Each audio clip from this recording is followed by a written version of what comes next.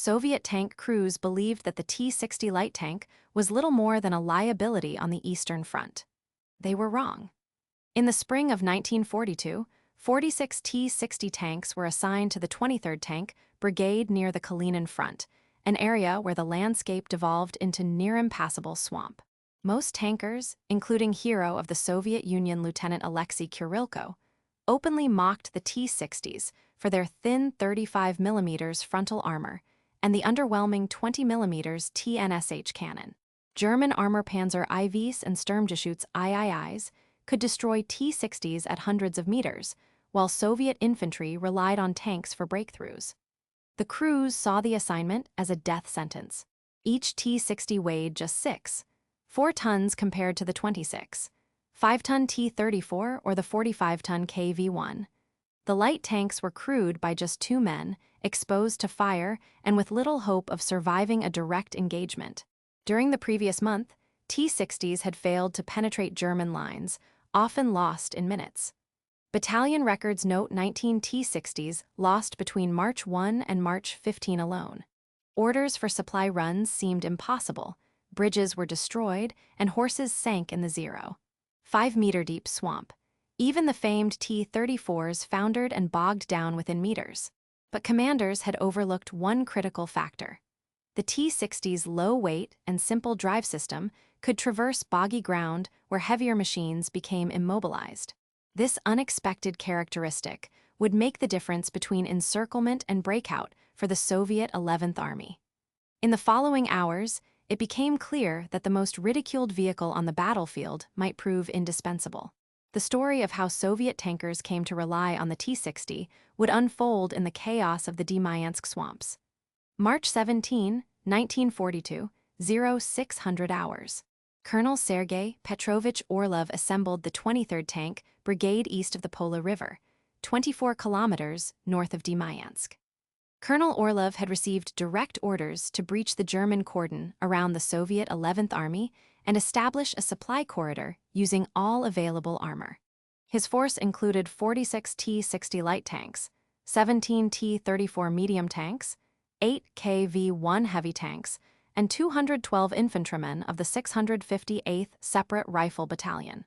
On the opposing side, Oberstleutnant Friedrich Wolf commanded elements of the German 290th Infantry Division and the attached 3rd Panzer Battalion.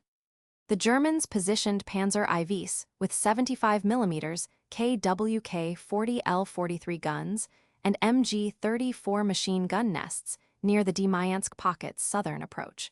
Their defensive network included reinforced anti-tank obstacles, wire, and 88mm Flak 36 guns delivering accurate fire across 1,500 meters. Soviet command expected that massed armor and infantry would punch a hole through the cordon, relying on T-34s and KV-1s for direct action. Recent battles had demonstrated the vulnerability of lighter vehicles, and March reconnaissance showed destroyed light tanks lining the approaches. Soviet calculations indicated 70% tank losses would be probable in a frontal assault. However, the terrain composed primarily of thawing peat bog withstanding water up to 0.5 meters deep created unforeseen complications. The heavier T-34s and KV-1s quickly became mired. Only the 4-ton T-60s, with their 30-centimeter ground clearance and narrow tracks, remained mobile in these conditions. Intercepted signals intelligence from a German radio outpost dated March 15 reported Soviet concentrations, but underestimated their ability to supply encircled units. This intelligence did not anticipate the mobility of the T-60s. The temperature at dawn remained at 2 degrees Celsius, withstanding water coverage and poor visibility due to ground mist. The Pola River's banks, unstable and churned by weeks of shellfire, posed major challenges even to foot traffic and made conventional resupply impossible. What happened in the next 12 hours would determine whether the 11th Army could hold its position or be destroyed. At 0630 hours, the first supply push began under the dense morning mist. 46 T-60 light tanks of the 23rd Tank Brigade, under direct supervision of Lieutenant Alexei Kurilko, crawled into the bog, each loaded with 4 crates of ammunition and 20 kilograms of medical supplies. every tank carried a DT machine gun, a 20mm TNSH cannon with 350 rounds, and fuel reserves for 35 kilometers. The swamp ranged from 25 to 70 meters wide, with unstable patches. German Major Hermann Kruger directed the 3rd Panzer Battalion to interdict crossings at grid 500-6221. Panzer IVs opened fire at 0730 hours from concealed positions, expending over 220 armor-piercing shells in the first hour, scoring 11 confirmed hits. By 0800 hours, Soviet losses included 5 T-60s and 17 infantry, but supply columns advanced 400 meters towards the Demyansk pocket. Elsewhere, Captain Viktor Myrnov's detachment found 2 T-34s immobilized. Their 500mm wide tracks failed to support weight in the peat, resulting in abandonment and loss of 5 crewmen. At 0830 hours, Soviet intelligence officer Lieutenant Natalia Borodina at the 11th Army Command Post intercepted a German observation report. The message stated, "Enemy light tanks moving freely across marsh, main force stalled." This indicated the Germans recognized the T-60's unexpected mobility, creating a new tactical dilemma.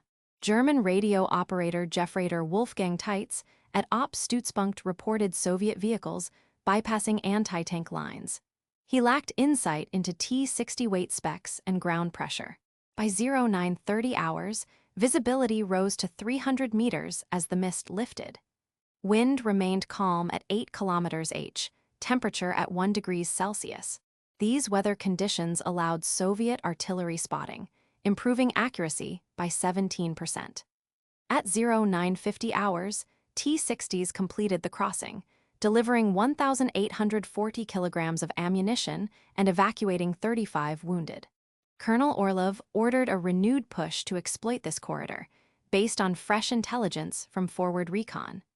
The next 60 minutes would see the German cordon stability tested by ongoing Soviet supply operations. At 10:05 hours, Lieutenant Alexei Kurilko of the 23rd Tank Brigade observed something few had thought possible. A column of T-60 light tanks, fully loaded and functioning, advancing unimpeded through a kilometer-wide expanse of swamp east of the Pola River. Using 6 4-ton tanks equipped with 17 kW GAZ-202 engines, Kurilko noted ground pressure readings, 0.46 kg/cm2 well below the critical threshold for bogging in the thawing peat. Radio transmissions from tank commanders confirmed only one vehicle had temporarily stalled. Remaining tanks maintained 80% operational speed, a stark contrast to the bogged-down T-34s and KV-1s just meters away. This operational report recorded that over a 1.4 kilometers stretch, the T-60s had advanced at an average of 12 kilometers h, while heavier armor had lost mobility after just 120 meters.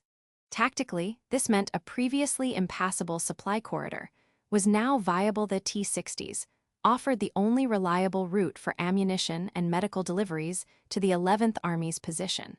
Standard doctrine assumed only tracked vehicles exceeding 20 tons could deliver meaningful cargo. Soviet planners expected less than 10% of light tanks would cross successfully. The T-60's actual performance revealed a 78% success rate in these specific ground conditions. At 10:15 hours, Colonel Orlov received Kurilko's transmission and disseminated it to brigade headquarters and the 658th Separate Rifle Battalion within 2 minutes via wireless and runners. On the Allied side, Colonel Orlov quickly realized the implications. The T-60's unexpectedly high ground clearance and low track loading suddenly enabled a resupply and evacuation corridor. By 10:25 hours, Orlov ordered an immediate doubling of T-60 runs and shifted T-34s to fixed fire support at the swamp's edge.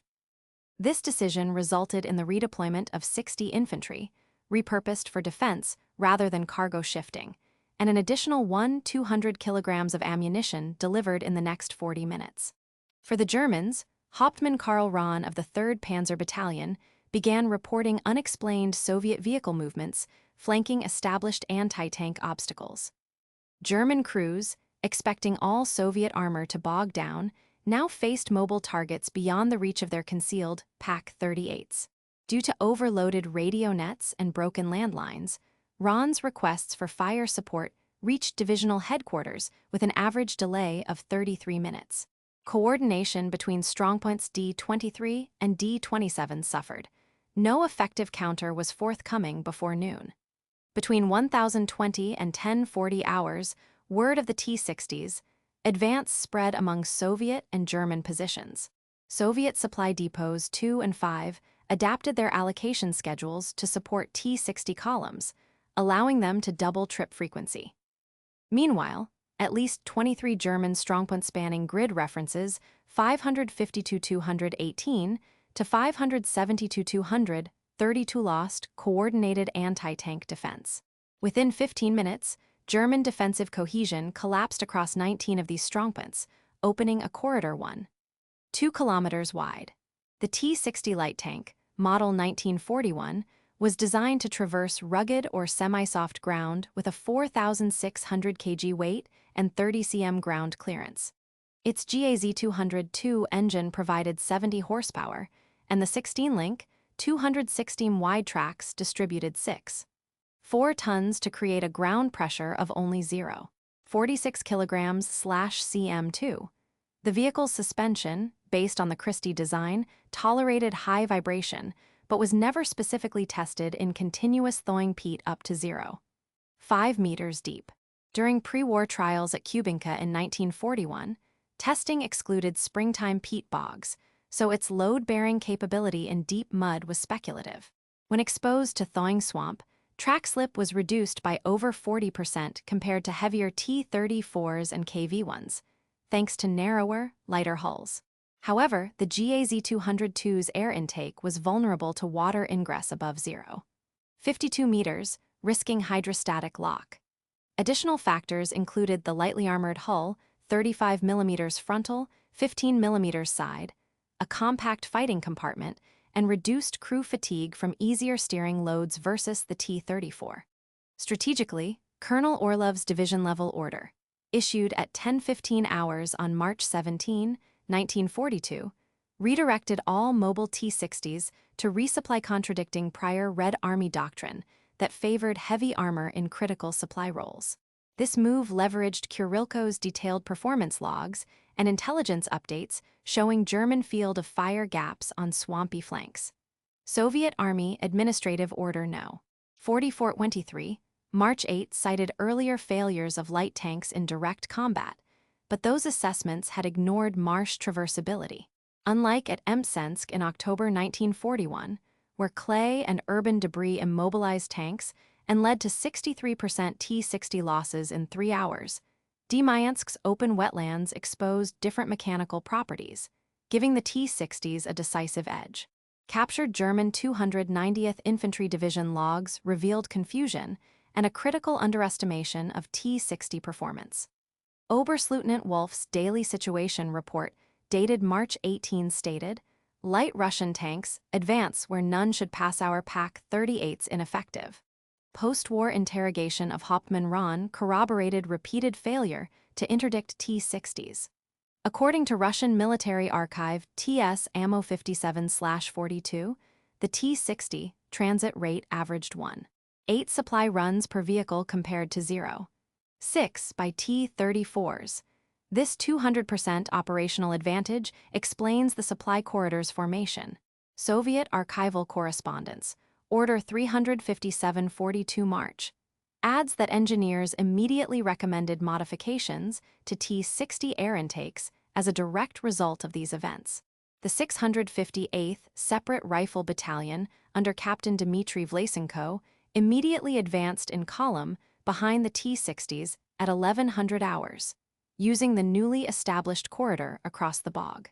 Within 45 minutes, Soviet infantry broke contact with German strongpoint D-26. Defensive fire from the 290th Infantry Division decreased from 3,400 rounds per hour at 0900 hours to 980 rounds per hour by 1145 hours. 71 personnel of Vlasenko's unit were successfully resupplied with 2,100 additional rounds and first aid kits. This success enabled the 11th Army to reinforce its western perimeter, something which had been impossible only 2 hours earlier. Meanwhile, the 23rd Tank Brigade redirected all serviceable T-60s now, reduced to 33 from supply runs, toward flanking attacks along the corridor. Colonel Orlov at Brigade Headquarters received this updated frontline status at 11:35 hours and ordered a shift in operational focus. T-34s and KV-1s were repositioned for indirect fire support, affecting 179 troops across the southern approaches. The revised plan called for suppression fire on German strongpoints from fixed hull-down positions rather than close assault. This required converting 3 heavy tank refueling points and redirecting 1,200 liters of fuel to T-60s. Major Sergei Avdeev also adjusted the artillery fire schedule, coordinating 3 light batteries to cover vulnerable flanks in real time. Radio message, code 2129, sent at 11:40 hours, directed the 658th Battalion and 11th Army's 3rd Rifles to exploit the open corridor by noon. By 1200 hours, Soviet forces established a continuous supply line with 500 kilograms of delivered ammunition, triple the projection at dawn. The corridor operation advanced schedule by 36 hours. Casualty rates fell. Original estimates forecast 170 losses by midday, but only 57 were recorded, a 66% reduction, attributable to the T-60's unanticipated mobility. This acceleration shifted the Demyansk supply operation forward, affecting planned offensives for March 23. Post-war Soviet staff studies estimated that this new corridor saved over 400 lives and delayed the collapse of the 11th Army by at least 5 days. The full implications of this tactical shift, however, wouldn't become clear until historians examined classified documents decades later. Documents recovered in 1998 revealed previously overlooked entries from the diary of Sergeant Viktor Anisimov, radio operator in the 23rd Tank Brigade. Anisimov recorded on the night of March 17, 1942. "We felt the swamp would consume us before the Germans even tried." His account described tankers ignoring orders and stuffing personal rations inside the T-60 turret, fearing abandonment. Unlike official reports claiming high morale and discipline, Anisimov's observation pointed to profound anxiety and skepticism within the unit. Censorship of personal diaries during the war obscured morale problems until the diary appeared in Moscow's State Military Archive. Supply records from the 658th Separate Rifle Battalion, logged on March 17, 1942, show a critical shortage of lubricants intended for the T-60 transmissions. While 180 liters of oil were supposed to be available, only 64 liters remained at the time of the operation, a 64% shortfall. Quartermaster Captain Petr Sokolov reported the problem to Brigade Command, but the urgency was downplayed due to lack of alternatives. This limited lubricant supply meant a maximum of 2 full resupply runs per tank before risking transmission seizure, directly impacting the number of trips that could be made across the bog and thus the frequency of supply deliveries to the encircled infantry. The March 18 Soviet after-action report stated 33 T-60s returned safely, reporting only 6 total vehicle losses. Yet captured German 290th Infantry Division logs from March 19 detailed at least 12 knocked-out Soviet light tanks found at the crossing. Soviet Medical Corps records from the 23rd Tank Brigade indicate 21 fatalities that day, nearly double the official figure. Historian David Glantz's 2005 work, using both Soviet and German archival sources, showed deliberate underreporting of losses to maintain morale internally and in published bulletins. While overall command aimed to break through with massed armor, in practice, the T-60 crews confronted makeshift anti-tank barriers, logs lashed together, spiked rails concealed under the water's surface. Private Yuri Babushkin, loader in T-60 number 384, improvised by using engine tarpaulin to provide traction over submerged timber, anchoring the tank and dragging it forward with the tow cable. This method, quickly shared via radio, was used in at least 18 cases across the battalion. Interviews with 27 Soviet survivors confirmed the widespread adoption of the trick. The official Red Army manual did not cover such improvisation, and the doctrine lingered unchanged well into 1943 due to slow communication of field experience to Moscow. Weather data from the Kalinin Front Meteorological Unit for March 17 indicates a freezing fog with 95% humidity and ground temperatures at 1.8 degrees Celsius, substantially colder and damper than planners assumed. Soviet headquarters expected clear, dry conditions with only mild frost, but actual temperatures forced water vapor to condense on optics and electrical contacts, reducing tank radio range by 35%. The T-60's radio, rated for 15 kilometers, covered barely 9.5 kilometers that morning. Not until post-war communications analysis in the 1960s did the full impact of damp, cold conditions on electrical gear become apparent, explaining abortive attempts at wider coordination in the assault. These overlooked details aligned with evidence historians found in both Soviet brigade memoirs and German divisional records, allowing for a more nuanced reconstruction of the day's operations. Post-war analysis completed in 1949 concluded the Demyansk T-60 operations were an improvisational success, enabled mainly by Soviet bravery and adherence to orders. In Soviet staff studies of 1952, such as Marshal Rodion Malinovsky's staff review, the narrative credited the T-34's firepower and heavy tank presence as decisive, underplaying the logistical and technical role of the T-60.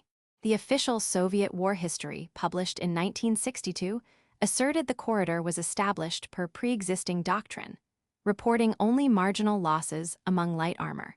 This interpretation went unchallenged for more than 2 decades, due to restricted access to battlefield records, intentional omission of negative morale data, and inaccessibility of German archival evidence. Methods were heavily reliant on sanitized after-action reports and political considerations in source selection. Declassification of German divisional war diaries and Soviet quartermaster papers in 1987 changed this assessment. Historian David Glantz's 2005 examination of German logs and Soviet primary sources revealed contrary evidence. Rather than a doctrinal victory, the Red Army's use of T-60s was a pragmatic adaptation to terrain failures of the heavier tanks. One German report noted, T-60 tanks elude our fire and move in areas considered impassable, comparing this to the Demyansk battle of October 1941. There, clay soils immobilized T-60s after 3 hours, losing 63% of the light tanks. At Demyansk, their low ground pressure permitted a 78% success rate in traversing the bog. The crucial variable was ground pressure 0. 46 kilograms/cm2 versus the T-34's 0. 95 kilograms/cm2.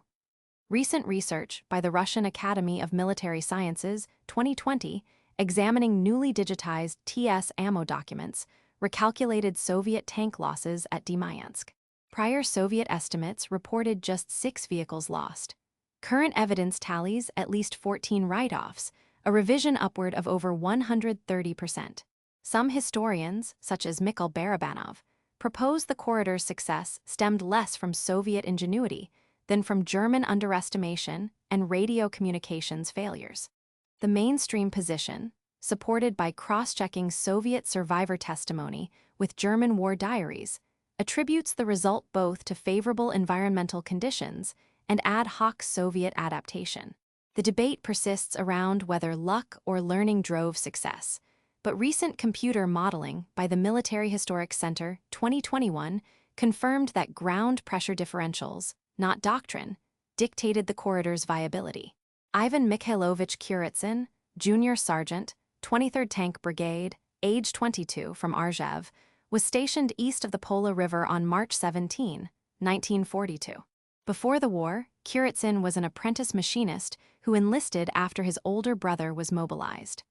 At 0800 hours, Kurytsin faced a critical decision: continue across the bog with a faltering engine or abandon provisions to avoid immobilizing his tank. In a 1985 oral history project, he recalled. The noise of the engine was drowned by my heart. I thought, if I stop, my comrades at the pocket will go hungry. His decision to risk a final engine push allowed his T-60 to deliver 120 kilograms of supplies and evacuate one wounded man. Kuritsin suffered frostbite but survived, later becoming a mechanical engineer. Interviewed in 1992 at age 72, he reflected, "I did what I must, but the true struggle was against the mud, not the Germans." He died in 1995 in Tver, and his account is held at the Tver Regional Museum. Lieutenant Heinz Fenning, 3rd Panzer Battalion, experienced these events from the German defense line's north flank. Captured after an airburst wounded his squad on March 18, his interrogation revealed confusion regarding the Soviet light tanks' mobility. Fenning stated, "We expected all tanks to stop in the peat. Nobody aimed at the little ones at first, they slipped past." After the war, Fenning returned to Frankfurt and rarely spoke about the battle. In a 1974 interview, he corroborated Soviet claims about vehicle movement, but disagreed about the effect on German morale, insisting their main problem was disrupted communications. Sergei Sokolov, civilian, age 44, lived in the village of Prikshino and was caught in the crossfire during the supply corridor operation. He was struck by shell splinters and developed chronic osteomyelitis, noted in Leningrad hospital records in 1943. Limited post-war treatment meant Sokolov endured disability for life, typical of over 8,000 civilians on the Kalinin front. By 1950, he managed a local farm and contributed testimony to a 1959 Soviet documentary on war trauma. His experience exemplified the long-term civilian toll and influenced improvements in Soviet rehabilitation policy. These individual experiences, when examined across hundreds of documented cases, revealed patterns that affected Red Army doctrine and post-war support for veterans and civilians. Within 30 minutes of the T-60s, breakthrough at 10:05 hours on March 17, 1942, a 1.2 wide corridor was created across the Demyansk swamp. Colonel Sergei Petrovich Orlov at the 23rd Tank Brigade's Forward Command post received a real-time operational update at 10:35 hours. Acting immediately, he transferred all remaining mobile T-60s, totaling 33 vehicles to critical supply runs. This adjustment enabled an additional 1,200 kilograms of ammunition and 640 kilograms of medical supplies to reach the embattled 11th Army before noon. Simultaneously, the brigade redirected 60 infantry from logistics to defense, freeing up manpower for perimeter security.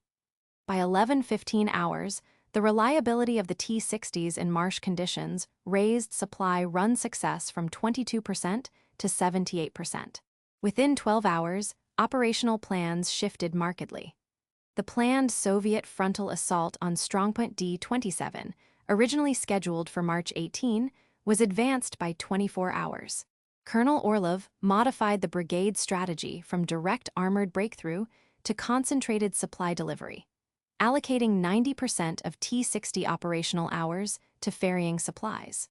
This reprioritization diverted resources from the T-34 and KV-1 units, limiting their fuel allocations. Originally 5,000 liters assigned, but revised downward to 2,200 liters. As a result, heavy tank support at the fore was sacrificed, with 3 refueling stations reassigned to the T-60s, decreasing heavy armor operational tempo by 45%. Projected casualties for the assault, initially estimated at 170, were corrected to 57, a 66% reduction, attributed to increased supply availability and maneuverability through the bog. By April 2, 1942, the outcome of the Demyansk offensive had changed trajectory. The Pola River supply corridor held for 16 days, 2.5 times longer than previous attempts. This allowed the 11th Army to hold its bridgehead until April 7, reinforcing 2,100 defenders and enabling the evacuation of 123 wounded soldiers. The crucial resupply facilitated the launching of Operation Polar Star as scheduled on April 14, rather than delayed by an expected week. Soviet command maintained control of the southern corridor until German withdrawal, preserving supply lines to 5 battalions.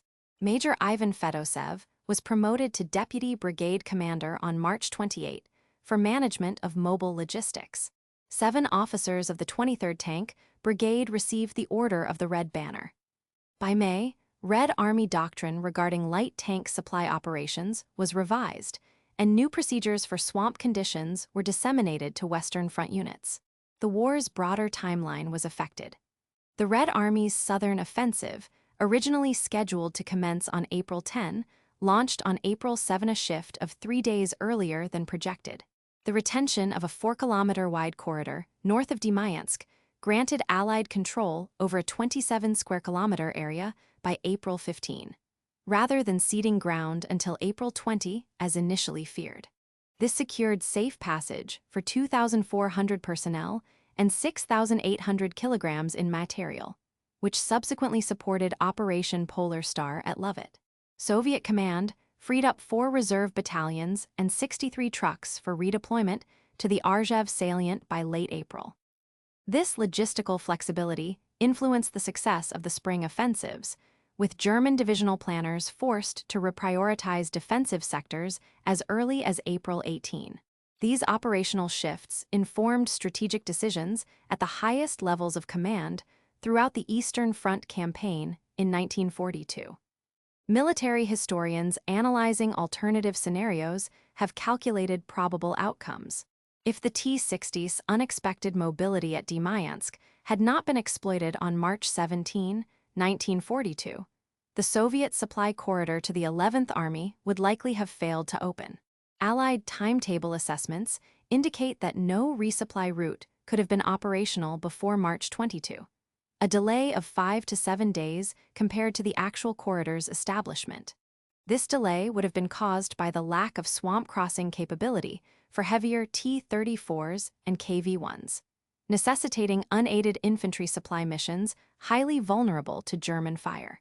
Casualty projections by David Glantz's 2005 study estimate an additional 270,370 Soviet casualties would have resulted had the T-60s not been adapted to the terrain. This based on anticipated losses during exposed foot crossings.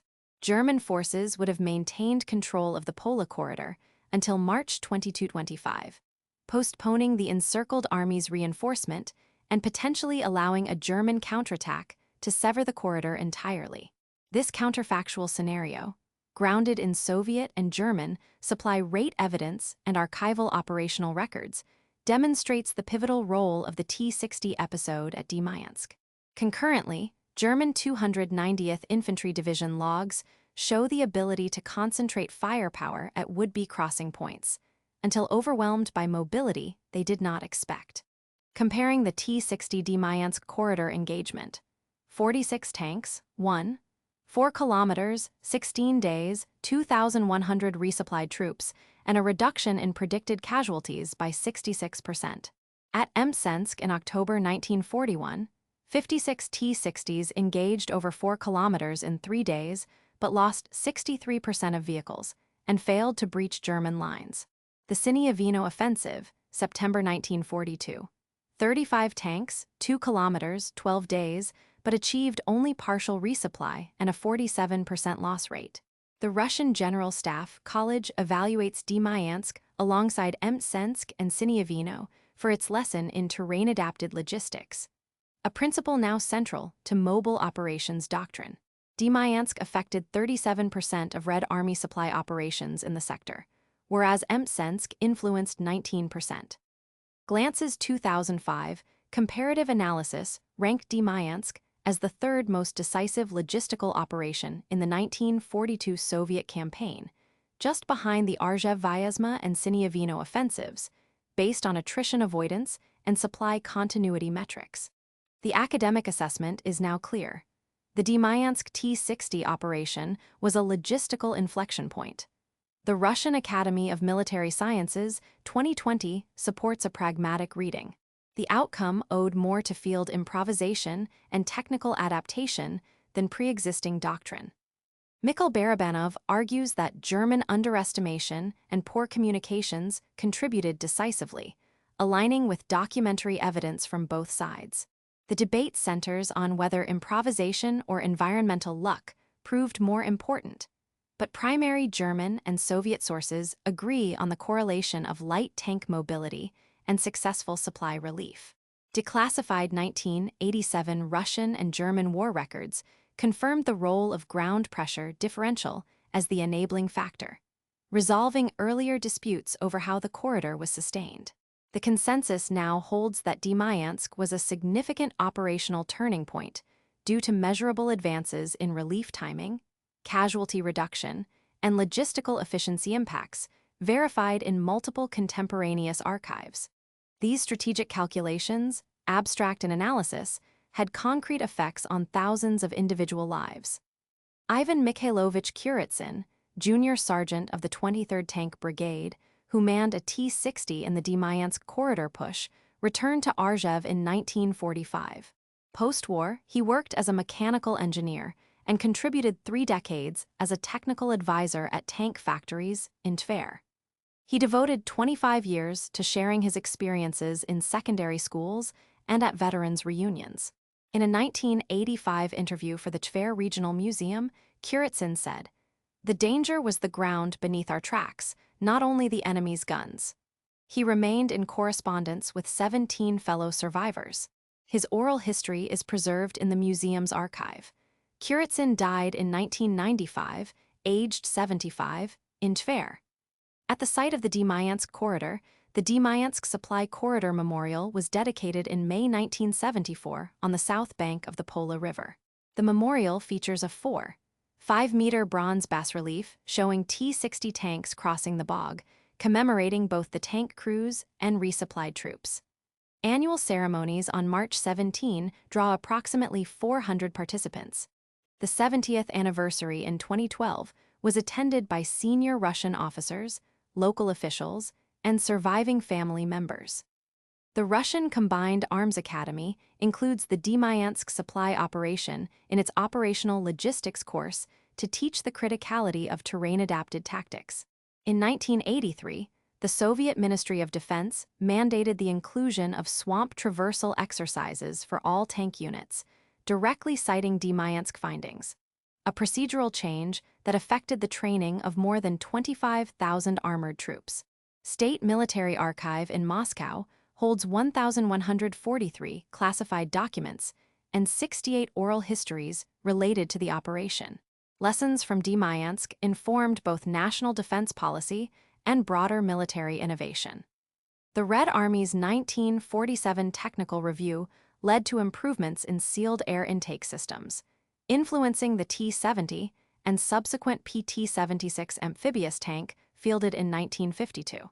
This event drove reforms such as the 1948 introduction of radio waterproofing and the 1989 General Staff emphasis on dynamic logistics doctrine, still studied in post-Soviet academies. Problems encountered in marsh crossings in 1942 led to design specifications that remain in Russian and international light armored vehicle standards today.